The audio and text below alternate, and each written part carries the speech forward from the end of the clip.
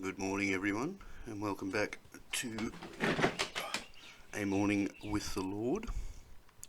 Today is the 29th of the 11th, 2021, and I do apologise, I've been rather tardy with the episodes, but I had a big week. A lot went down. Good, all good, of course. But, yes, we are back now. And some rather disappointing news this morning. I haven't found any news articles directly relating to it, but good old Barnaby Joyce has put up an interview regarding a lockdown on COVID trolls. This is on Facebook, and as we know, this is something I've been following off and on ever since the Friendly Geordies case, and it doesn't look like the government here is easing up at all. This post has a little caption that says, "We're cracking down on social media trolls and holding tech giants to account. We spend billions on mental health and we allow these people to make millions of dollars of profits. If you had a choice between democracy and Zuckerbergsy, I know which one I would choose." How is cracking down on maybe the only free space left a democratic action?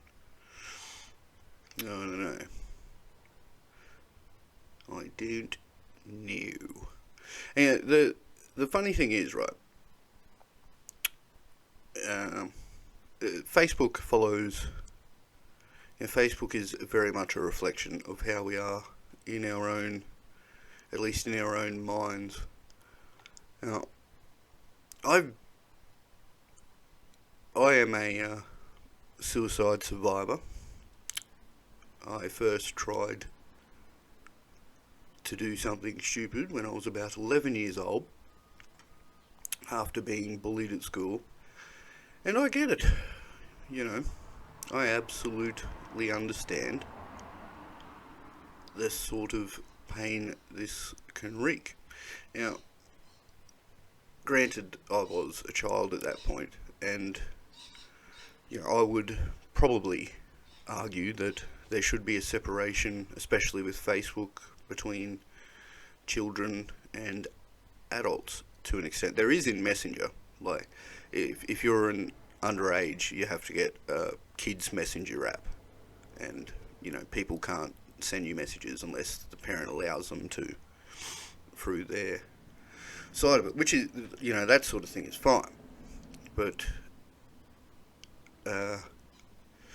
when it comes to Facebook, I don't know if we exactly need to crack down on adults' inappropriate use of language.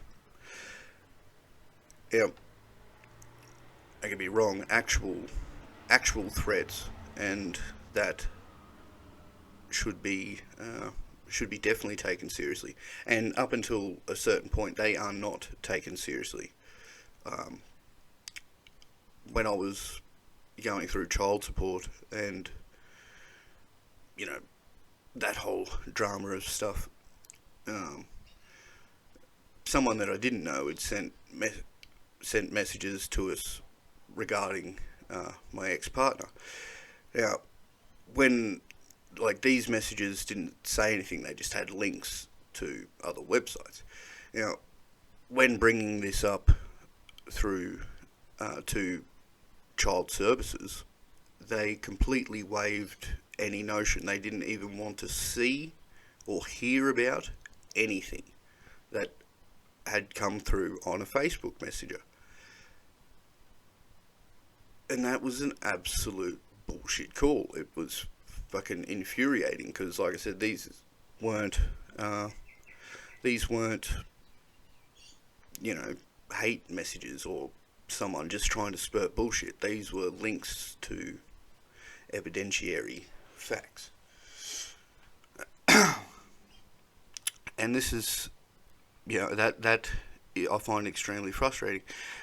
what we say in Messenger should in many ways probably be taken seriously. If you send someone a message, an actual message, telling them, anything inappropriate, telling them you're going to hurt them or cause pain or, that sort of thing, that should definitely be heard in court, because these are messages. It's the same as sending mail or sending, text message. These things can be abusive, and if it's, illegal to send threatening mail, it should probably be illegal to send threatening messages.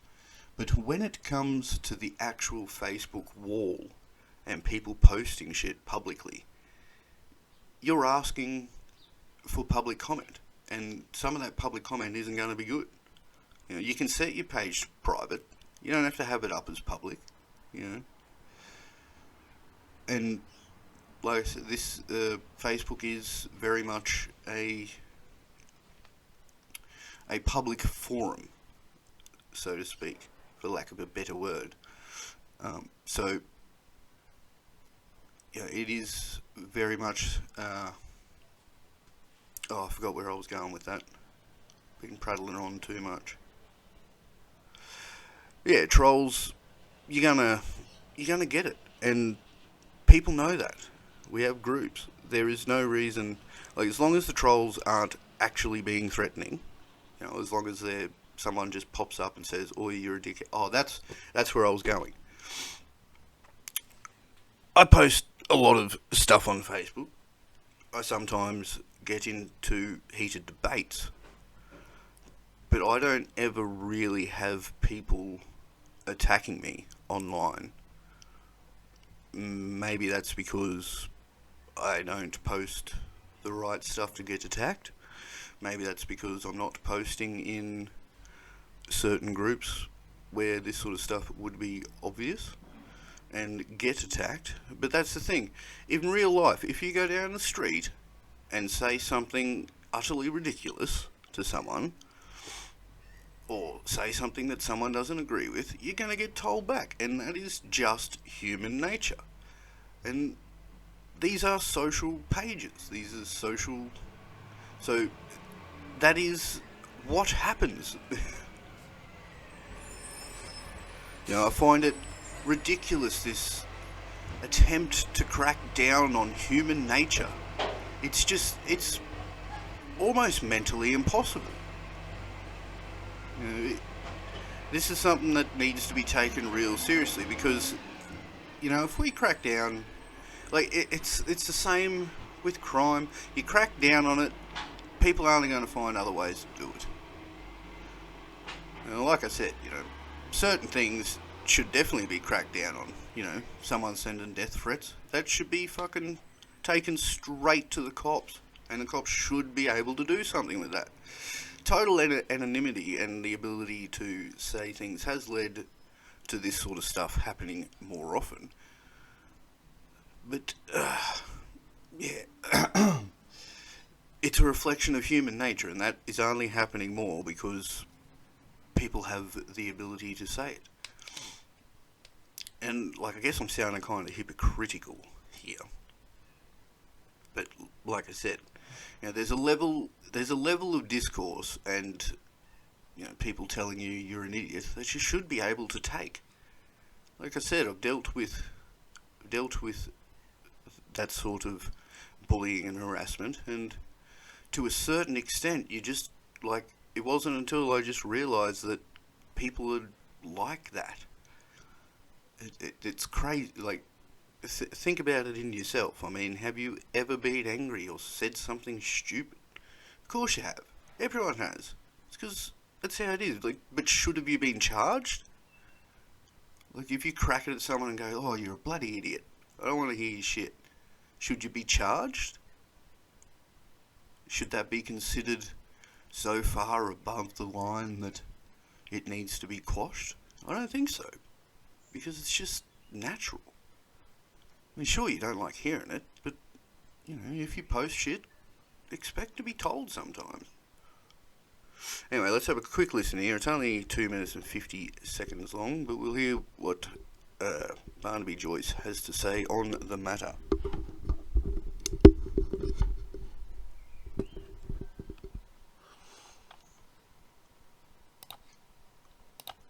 You're going to be announcing you and your family have suffered horrifically from trolls. This is these idiots, these anonymous idiots on Twitter and elsewhere who are so cruel. I certainly, it's part of the job, so we accept it, but I've certainly have caught my fair share of this sort of abuse, but the government's now doing something about it. Tell us. And so they should. And what it is you've seen that Mr. Zuckerberg, Facebook, Instagram, their capacity to go into the lives of mums and dads, find their daughter, predominantly daughters, tell them, you're too fat. You're too fat, you're a scrag, blah, blah, blah, get inside their head, turn the head upside down, inside out. Next thing you know, you've got eating disorders, all these sort of things coming into play. We spend billions on mental health and we allow these people to make billions of dollars of profits. And then they sit back and say, oh, it's not us. Oh, we weren't there. No, as I've said before, it might be the ambit. What you see online might be the ambit scratchings on the back of a lavatory door, but it's no longer a lavatory door. They put a massive billboard in the middle of the city, shine bright lights on it, make billions of dollars of advertising revenue, put the authentic Fourth Estate, investigative Fourth Estate, out of a job, and then they say, well, this is just free speech. They can say that. If you said it, I said it, a paper said it, straight off the court. Straight off the court. But they can say, wasn't me, wasn't there, someone else, I don't know. And you say, well, mate, if they're screaming profanities out of the window of your car as it drives randomly round the city, knocking over pedestrians, you can't just say, well, I wasn't driving the car, because it is your damn car. That's the reason they can do it. So what will the legislation, I know the Prime Minister is announcing it later, but briefly, what will the legislation do to stop trolls on the internet? Well, I think it's really important. I let the Prime Minister announce the legislation he's going to stand in front of. But look, overwhelmingly, if you said, well, what's the magnus of it? The magnus is that your capacity to be anonymous is now going to be fervently challenged, and we can ask of the provider, no, that's not good enough. Mr. Rooster 123 is not actually their name. Their name is actually Jim Smith at 55 Jones Street. And if you don't want to tell us that it's Mr. Smith from 55 Jones Street, then we don't believe that. We're not going to find Mr. Rooster 123. We're going to find you, Mark Zuckerberg, and get some money out of you. And you had a great line in the Daily Telegraph where you said we want to live in a democracy. I'll let you do your line. Well, if you had a choice between a democracy or a Zuckerberg-see, I know which one I prefer to live in. A democracy, and it comes with certain rules of the Fourth Estate. And sorry, Mark Zuckerberg, you are part of the Fourth Estate because you're sending them broke. Authorised by Barnaby Joyce, the Nationals, Tamworth. Now, what he says there is partly reasonable. Like I said, he didn't go much into it, but the main issue, the main fear, is like what happened with Friendly Geordies. Him making all he did was call bloke bruz, and he went pretty hard on him for a fair while. But, God, this has been going on. Political satire is fine, as far as I'm concerned. Like old mate said at the start there, they're public figures. They are putting themselves out there, and they have to deal with this shit. Because, fuck, you're just going to. No matter what sort of forum you try and speak out in. If you're speaking publicly, you're going to be open to public remark. I won't dwell on this for too long, because like he said, he doesn't want to talk about the actual key policy points, but we'll be keeping a close eye on where this is going, especially considering that it relates directly to myself. I mean, I've put up, even though I'm pretty sure I've marked it as explicit. I've called many people a twat and an idiot on this podcast alone. And that's,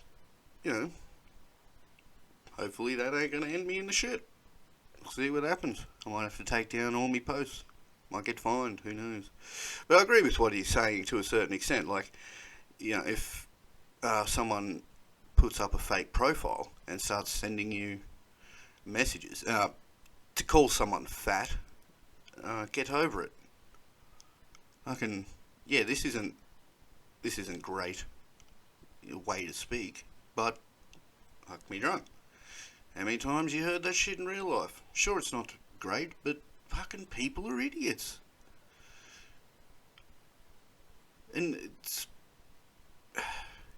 just laws on emotions are fucking dangerous. They're dangerous because, like he said, they're talking about mental health.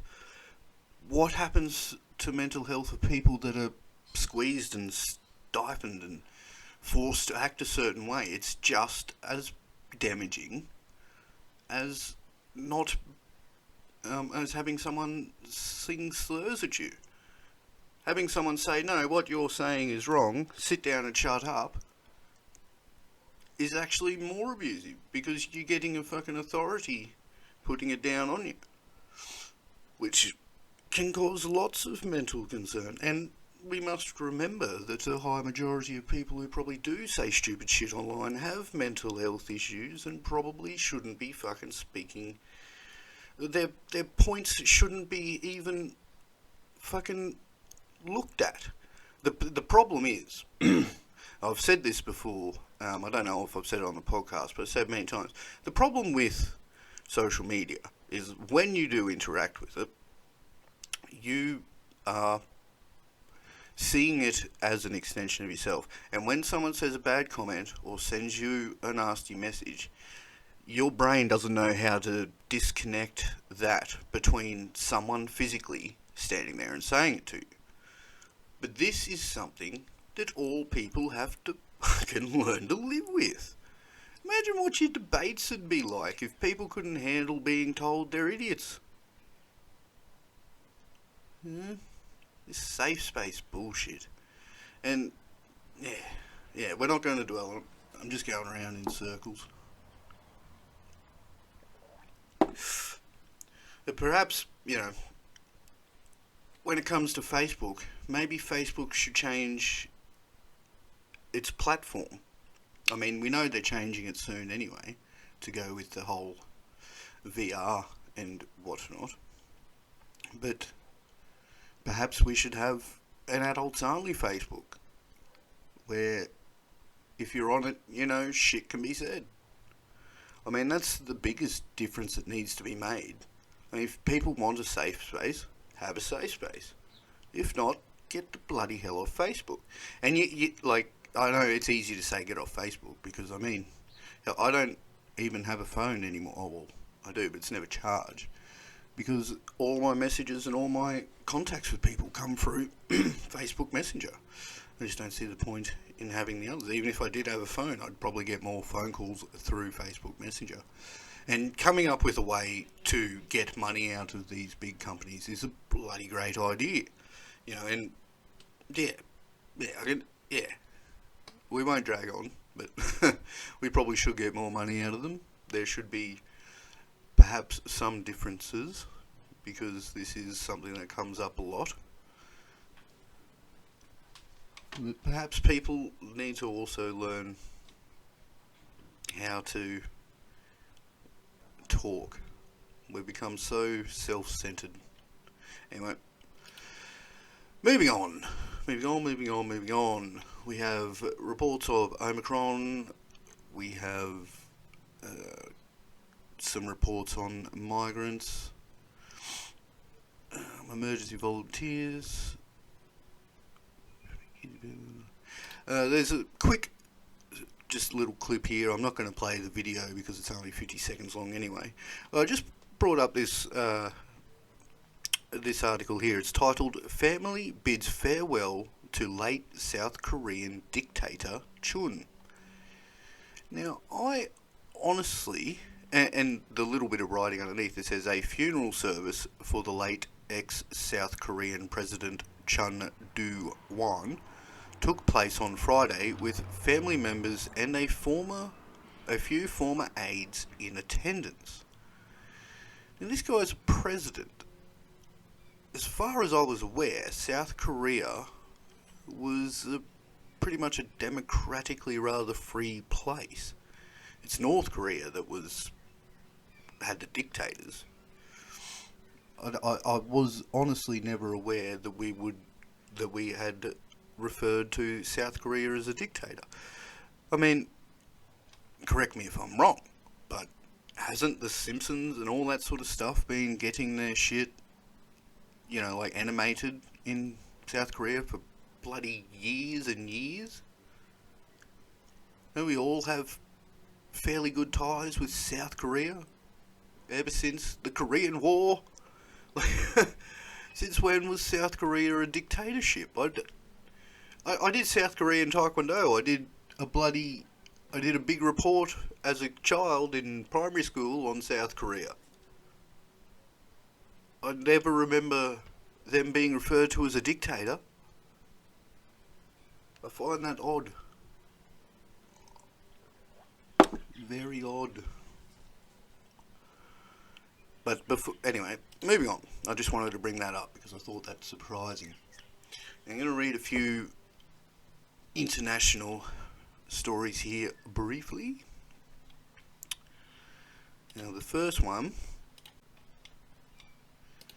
Now, this one is in relation to the Solomon Islands. The title is Solomon Island Residents Clean Riot-Hit Capital as Australian Peacekeepers Deployed. The article reads, Australian Prime Minister Scott Morrison said he was being regularly briefed about the deployment of peacekeepers in the Solomon Islands, and that while things are very unstable at this point, there are no areas to our knowledge where there has been loss of control.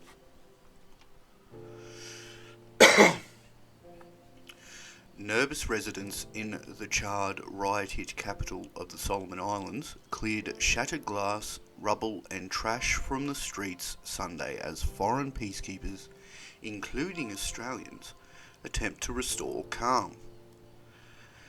It came as the nation's Prime Minister vowed to defy pressure to resign, saying violence that swept the capital has been orchestrated by a few people with evil intention to topple him. It is very clear that the recent events were well planned and orchestrated to remove me as the Prime Minister for unsubstantiated reasons. Prime Minister Manasseh Sogavare said in an address broadcast to the Pacific Island nation. On one street corner in Chinatown, the epicenter of a 3-day bout of torching and looting buildings, students from a technical institute used rakes and spades to clean the road, said AFP correspondents on the scene in Honiara. Mounds of trash still line the surrounding streets as a reminder of the explosion of violence blamed partly on poverty, hunger and frustration with the policies of Mr. Sogavare. An indefinite nighttime curfew and the presence of roughly 150 foreign peacekeepers from Australia and PNG, as well as local police, appeared to have contributed to the quelling the unrest. The situation has calmed down and people are moving about as normal, but the environment is still unknown in terms of what may happen, Red Cross official Kennedy Waitara told the AFP. Mr. Waitara said many of the food shops had been burned down in the riots. It will not be surprising if we have to experience food shortages and a hike in prices, he said. Unemployment will certainly increase in the coming weeks as people will certainly be out of jobs and will be finding it difficult.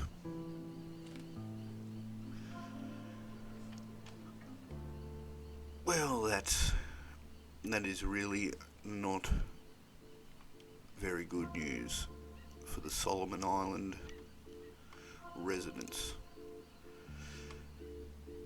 And it said that the riots were... The Prime Minister said that the riots were in an attempt to kick him out, which might have had something to do with it, but I find it a little bit interesting that it was all centred in Chinatown. But I will leave a link to this story, and if you so desire, you may check it out. Now, coming up next, we will go to the Polish and Belarus border one more time. Now, this story is titled, "It's All Lies. Migrants stuck at Polish border feel cheated by people smugglers." And I wanted to just touch on this story because we have been following this sort of story for a while now with Belarus. Now it reads here, "Migrants stuck in Belarus are finding it harder to reach the European Union and complain of being fleeced than abandoned by smugglers." Syrian friends Anas Kanan, 34, and Muin al-Hadi, 36, were told by people smugglers that they would easily be able to get to Germany from Belarus. They just had to pay €3,000, or 4,767 Australian, each to an intermediary in Turkey. But the safe crossings from Belarus to Poland indicated by the smugglers were closed off. Then, after more than a week spent camping in freezing forests on the border, a smuggler led them to a Polish village in broad daylight where they were easily spotted by police, arrested, and returned to Belarus. It's like our money has just basically evaporated, Mr. Al-Hadi told Reuters in a field near the Polish town of Orla, after again managing to breach the border, but now unable to walk because his feet were swollen from the cold. His childhood mate, Mr. Kanan, added, "It's all lies. They all lead you to roads where you can die. And at the end, they tell you, we are not responsible for you. Die, whatever. They just want your money." Shortly afterwards, the two Syrians who said they want to request asylum in Poland, not move on westwards to Germany, were picked up once again by the Polish border guard, who said they would be taken to a detention centre. It says more people are becoming aware that they've been led into a trap and that what they've been promised is a lie, said Marisia Zlonkiewicz, spelled Zlonkiewicz,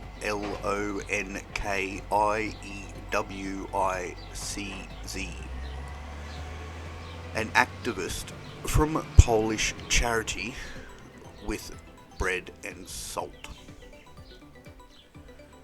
Now this story does go on, but I thought it would be important to give that first-hand account.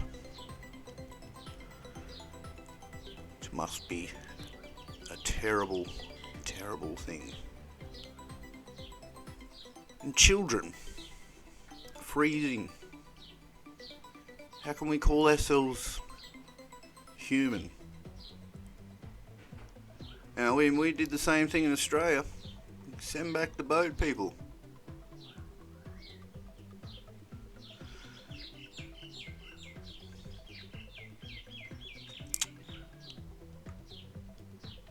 If laws and money are what is the problem here, yet we fucking know that we throw out enough food to save the world. What are we doing? What in the actual fuck are we doing? There's got to be a better way. But then, you know, it all comes down to those people. I mean, every country's going to have those people in it that say, get rid of them fuckers, I want my job. And it's a fair, you know, this is the issue. That is a fair enough complaint. If it costs that much to allow people safety, then why? Why are we opening new visas with with Asia when we could be taking in these poor people freezing? You know, we could do something. There's got to be a better way. Okay, next story. Now, as we have mentioned mental health and suicide and other things, there is another story here that is titled Veteran Suicide Inquiry, Opportunity for Lasting Fundamental Change. Now, evidence from veterans and their families will be the main focus on the first fortnight of the Royal Commission into Defence Veteran Suicide. Now, there's a typo in that. After focus, there is just an O. I imagine that's on. Come on, SBS. Pick up your game. A suicidologist and the mother of an army veteran who took his own life will be the first witness to appear at the Royal Commission into Defence and Veteran Suicide at its first round of public hearings. Nikki Jameson will join a panel of experts to give evidence about her own experience following the death of her son Daniel in 2014, and her subsequent work as a university researcher into the impact of moral injury within veteran communities. Evidence from veterans and their families will be the main focus on the first 2 weeks of the wide-ranging inquiry being held at the Brisbane Convention Centre from Monday. The Commission has flagged its landmark inquiry into Australia's Defence Force culture will include confronting accounts of life in the service, including bullying, concerns over the treatment of women, sexual and physical assaults, and ritual hazing of new recruits. Evidence will also be heard about the challenges of accessing mental health support after deployment and the loss of identity and community after transitioning to civilian life. Chair of the inquiry, Commissioner Nick Caldas, said on Friday he and his 2 fellow commissioners believe it is a once-in-a-generation opportunity for lasting fundamental change to tackle the suicide crisis. Commissioner and psychiatrist Peggy Brown added that while I don't believe that any government department in Australia sets out to fail or to lack compassion, there can be no doubt that systemic issues are contributing to the suicide deaths of our defence members and veterans. This is something the Royal Commission must change.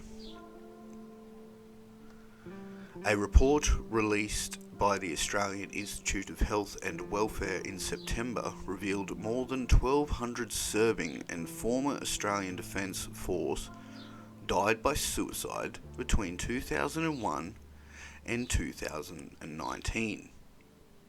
It found male veterans were 24% more likely to die by suicide than the general population, and female veterans twice as likely. The Royal Commission is due to produce an interim report by August 11th next year, and a final report by June 15, 2023.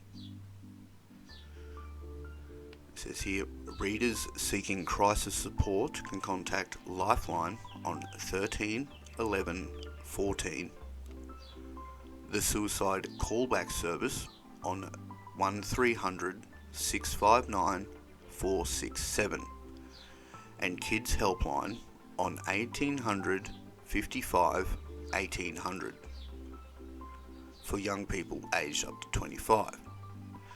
Now, more information and support with mental health is available at beyondblue.org.au and on 1300 22 4636. That's the end of that story. I just thought it important to bring up. And, this is, these are veteran service people. People you would not suspect off the top of your head to deal with these issues, even though it's pretty obvious that such undertakings do lead to, obviously mental health issues. PTSD, for one. And, we've been actively in Iraq and other places. It always amazes me how little sort of support there can be for people out there. And as Barnaby Joyce was saying, we spend millions on mental health. And perhaps that might be part of the problem. Because I have reached out to a few mental health services before, like Beyond Blue, when I'm feeling down. And they're really, they're people trying to do good things, but, we've got all these legal things like, counsellors, normal people can't discuss any mental health with you because it's legally, they aren't allowed to offer suggestion if they're working for a certain company. Counsellors might only be able to do certain things. They can't prescribe medications or, do much else. And maybe that's as much of a part of the problem as these industries. And it says there, the treating of women, no doubt that would be terrible, because everyone, most people in the army, they're bred on toughness and stuff. And I don't know how many really tough sort of blokes you see being overtly nice to women. I mean, without the thought of sex. It's hard to mingle these two sort of things. This sort of stuff happens on a regular, just in general society, and in a group like the army where everyone is meant to be tougher, harder, and everything. I can imagine it would come with its own issues and struggles. But I will leave a link to that article. You can check it out for yourself. Now, we'll leave the COVID for last, but there's a article here titled Emergency Volunteers Forced to Perform Unacceptable Number of Flood Rescues in New South Wales. And this article reads, the New South Wales State Emergency Service received 300 requests for assistance, including 12 flood rescues, in the latest 24 hours. Emergency service volunteers have been forced to perform an unacceptable number of flood rescues across New South Wales as rising waters drive residents from their homes in the Upper Hunter. dams and rivers are overflowing across the state after a month of heavy rainfall. State Emergency Service volunteers were called upon to rescue 12 people from floodwaters overnight, with 120 rescues performed since the heavy rain set in. New South Wales Premier Dominic Perrottet said that number was too high. Driving through floodwaters puts the lives of those flood rescue teams at unnecessary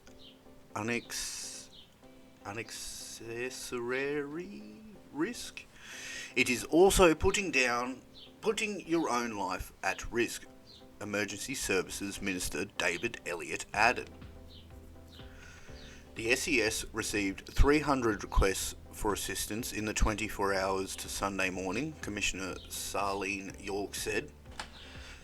Miss York said the weather had been a significant event across the state. All our dams are full and some are on white alert, which means they're going up to capacity, she said.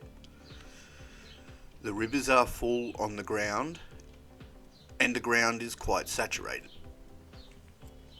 In the central west, the Namoi and Lachlan rivers have posed the biggest risk. On the Namoi Gunnedah is experiencing major flooding as levels peak. There's also major flooding at Narrabri and Weewa, which will be cut off for about a week. The Lachlan River's main flood peak is approaching Forbes, where levels are set to peak on Monday afternoon. Gemelong is also seeing major flooding. A caravan park at Wagga has had to be declared as well, with residents moved to higher ground. In the Upper Hunter, residents around Singleton were ordered to evacuate on Saturday evening. While the rain has eased, another front is threatening to bring further downpours later this week. Miss York said some of the flood rescues were people driving into floodwaters, but others were people who'd become isolated between floodwaters. If you are in an area of high risk of flooding, please just do essential travel and don't go out unless you really have to, she said. Areas of major concern, including along the Namoi River at Gunnedah in the state's northeast, and the Castlereagh River around Coonamble in the central west. The Bureau of Meteorology said some areas of the state were hit with more than 100 mils of rain on Friday. On Saturday evening, there were major flood warnings for the Lachlan at Gemelong and the Namoi at Narrabri and Weewa, where it's feared residents could be cut off for more than a week. We fucking read that already. God, news articles annoy the hell out of me sometimes. Now, Water New South Wales said the outflow volume could peak at a rate of about 60 to 80 gigalitres per day, just a fraction of levels in March that peaked at 500 gigalitres per day. And it goes on there a little bit. But yes, it's an interesting thing. You know, we do operate largely on volunteer work here in Australia. I don't think there's an overly large amount of paid firefighters even. I know here in Tenterfield it's largely a volunteer firefighter type base. And these guys are always put under exceeding pressure at these points. Now, I'm not sure if national parks play a role in this at all, but it does make me wonder, seeing as we had a massive issue with the bushfires directly relating to cutting to national park funding. And I wonder if maybe the national parks had more to do with the type of warning and whatnot, and if the cutting to the funding might relate to all these issues, or if it's an ongoing thing that we just never really have paid rescue workers.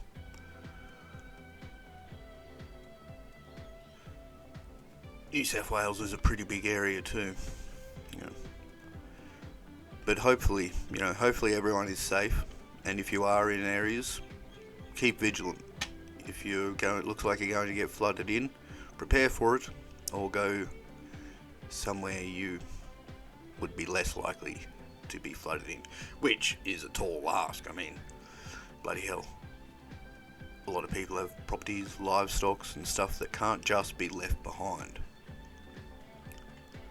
And this is our infrastructure, you know, a large part of our infrastructure. It should be very well maintained in that regard. But I could be talking out my arse. Anyway, thought that was an important story of note relating to Australia. On to our last story.